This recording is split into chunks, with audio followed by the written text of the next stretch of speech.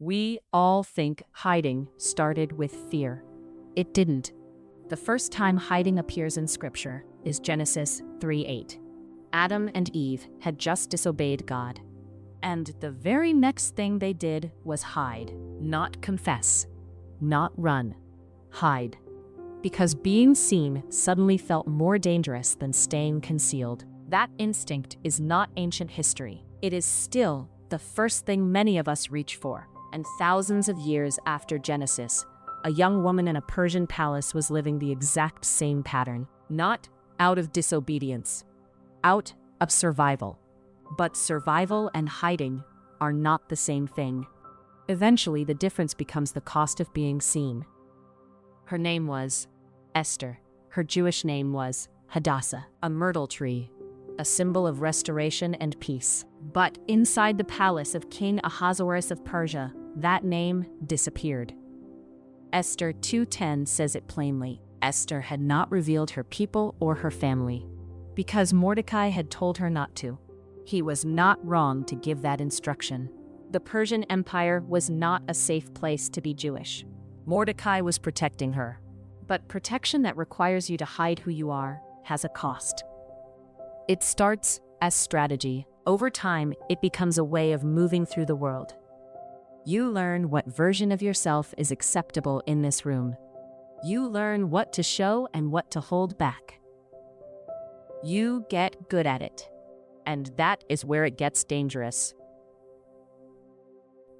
Because Esther 2:20 says the same thing again. Esther still had not revealed her family or her people. The repetition is not an accident. The text is showing you a pattern. She had been queen. She had found favor with the king.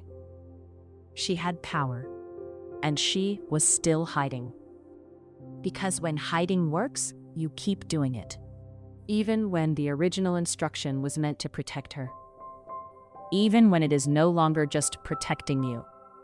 It is defining you. Then Haman entered the story. A decree was issued to destroy every Jewish person in the empire.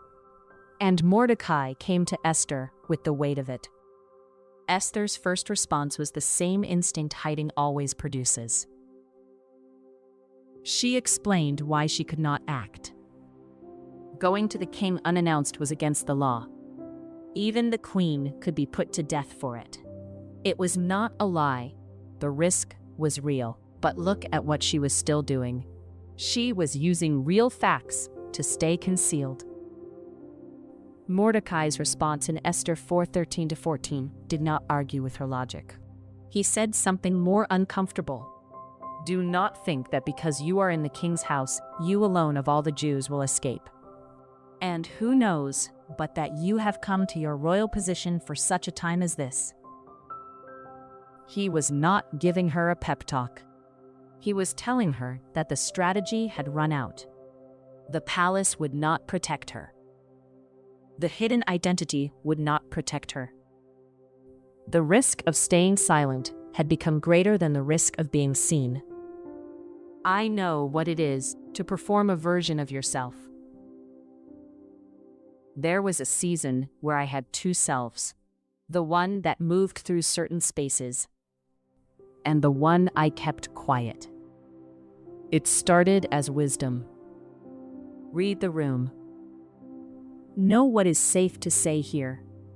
That is not always wrong. But at some point, I was not reading the room anymore. I was disappearing into it. And the hardest part was that hiding had started to feel like identity. I could not remember which version was the real one.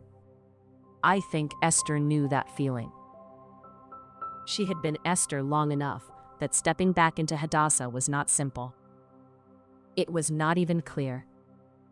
Sometimes hiding is not about fear of what others will do. It is about not knowing what you will find if you stop. Esther asked all the Jews in Susa to fast for 3 days. Not 3 hours. 3 days. She did not walk into this with confidence. She walked in with surrender. And in Esther 4:16, she said the most honest thing in the book. If I perish, I perish. That is not confidence. That is not bravery dressed up as certainty. That is a woman who has accepted that being truly seen carries risk, and decided that the cost of staying hidden is finally greater. She was not ready. She was obedient. And that is the shift that everything in this channel points toward. Not self-confidence, God confidence. Moses stopped arguing about who he was not. Esther stopped protecting who she was hiding. Both of them stepped forward before they were ready.